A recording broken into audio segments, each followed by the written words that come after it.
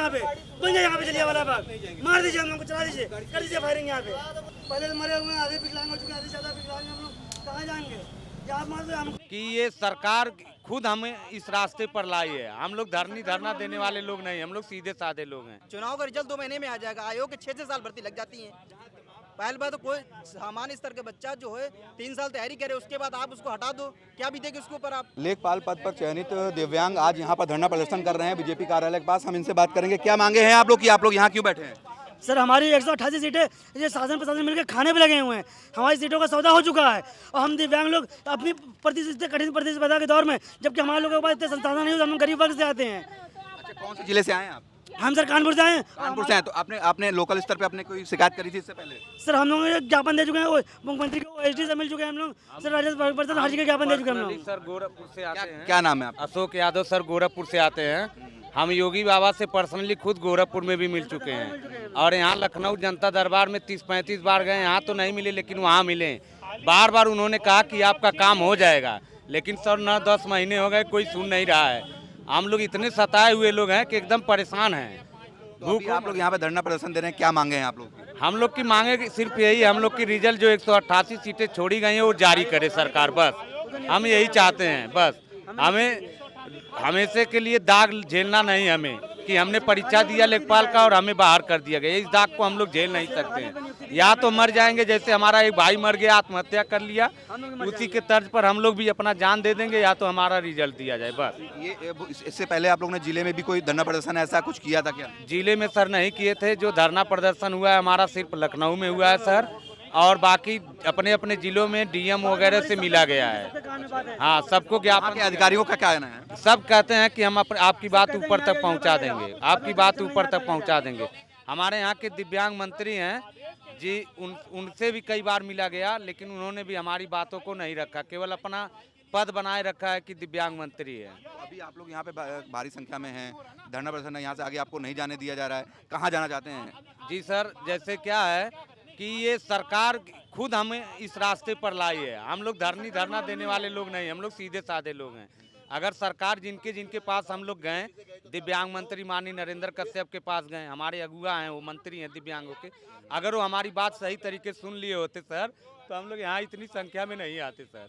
और हम लोग का कोई शौक नहीं है, हम लोग धरना करें और परेशान रहे हर जगह से, कोई सुन ही नहीं रहा है हम लोग की बातें। तो देखिए, ये भारी संख्या में दिव्यांग हैं, इनकी साफ तौर से मांग है जो लेखपाल पद पर जो इनका एग्जाम हुआ था, उसके बाद इनके रिक्त स्थान सीटें खाली हैं, उसके बाद भी कोई भी इनकी जॉब नहीं लग रही है, नौकरी नहीं मिल रही है। क्या नाम है आपका? उमा। कहाँ से आई हैं? फतेहपुर डिस्ट्रिक्ट। क्या मांगे हैं आप लोग, क्या आज यहाँ खड़े हैं? हमारा लेखपाल पद में चयन हुआ है, हम लोग ये प्री दिया, मेंस दिया, DV करवाया और हमारा फाइनल रिजल्ट नहीं दिया है। तो हमारी सरकार से डिमांड यही है कि हमारा मेरिट बेसिस पे 188 सीट है, तो उस पे मेरिट बेसिस पे हमारा रिजल्ट जारी कर दिया जाए बस। तो देखिए, साफ तौर से आपको दिखाएंगे यहाँ पे भारी संख्या में जो दिव्यांग हैं। इससे पहले अपने जिले पे भी इन्होंने शिकायत करी है, जो संबंधित अधिकारी हैं, यहाँ तक मंत्री हैं, उनसे भी मिले हैं और हाथों में आज तिकटी लेकर इन्होंने साफ तौर से इस पर लिख रखा है, लेखपाल पद पर चयनित दिव्यांगों को नौकरी दो, नौकरी दो। मगर इसके बाद भी इनकी कोई सुनवाई नहीं हो रही है।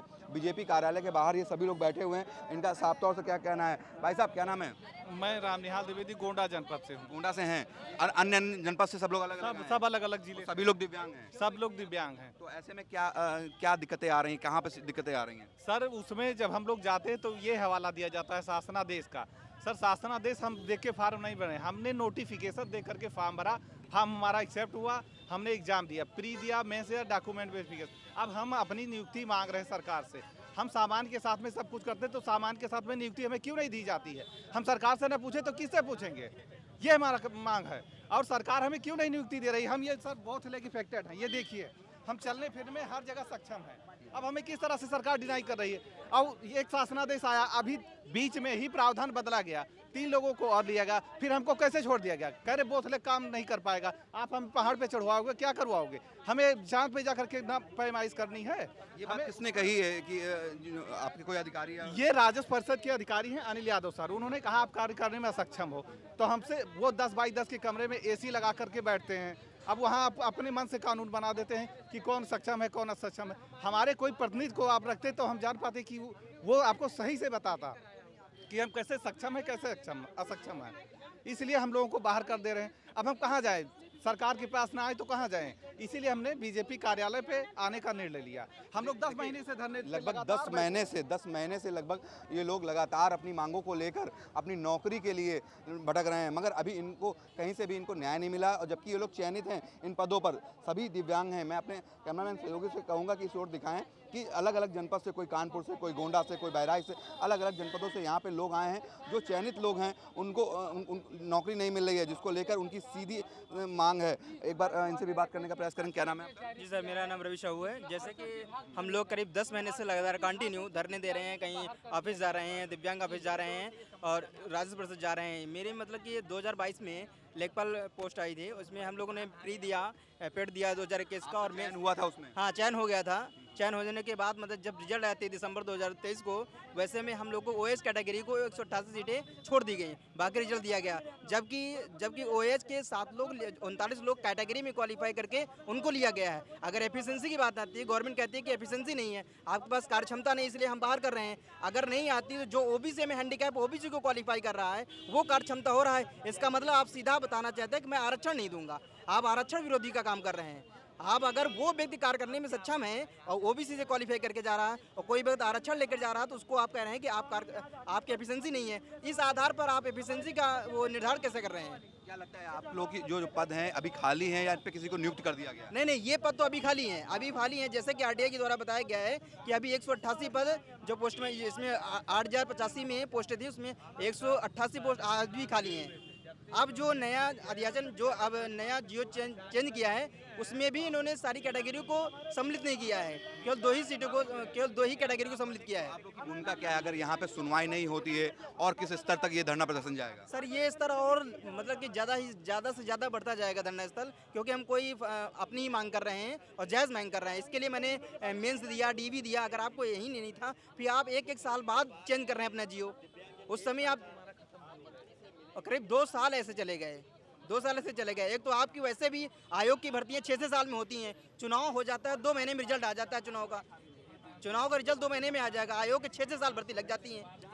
पहली बात तो कोई सामान्य स्तर के बच्चा जो है 3 साल तैयारी करे, उसके बाद आप उसको हटा दो, क्या बीतेगी उसके ऊपर? आप देखिए, आपको साफ तौर से बता दें, इन लोगों का कहना है कि जो सीटें खाली होने के बाद भी इनको नियुक्ति नहीं मिल रही है। इनके पास इससे पहले की धरना प्रदर्शन के, देखिए मैं अपने सहयोगी को दिखाएं कि इससे पहले भी इन लोगों ने लगातार धरना प्रदर्शन दिए हैं। ठंडी के दौरान की ये फोटोज़ हैं जिसमें साफ तौर से लिखा हुआ है कि पूरी तरीके से इसमें किसी नौकरी न मिलने पर एक युवक ने सुसाइड भी कर लिया था। वो युवक की तस्वीर भी इसमें दी हुई है। लेखपाल भर्ती को लेकर लड़ाई लड़ते लड़ते उसने अपने जान गंवा दी। तो ऐसे में कहीं ना कहीं देखा जाए तो सरकार की एक बड़ी ढीला हवाली है और पूरी तरह लापरवाही है, जिसकी वजह से इनको नियुक्तियां नहीं मिल पा रही हैं। ऐसे में लगातार अगर बात की जाए, पिछले 10 महीनों से मांग कर रहे हैं अपनी नौकरी को लेकर। ऐसे में सरकार कौन सा कठोर कदम उठाती है, इनको नियुक्तियां मिल पाती हैं या नहीं मिल पाती, तो आने वाला समय ही बताएगा। कैमरामैन मेराज के साथ अश्वनी अवस्थी, #भारत लखनऊ।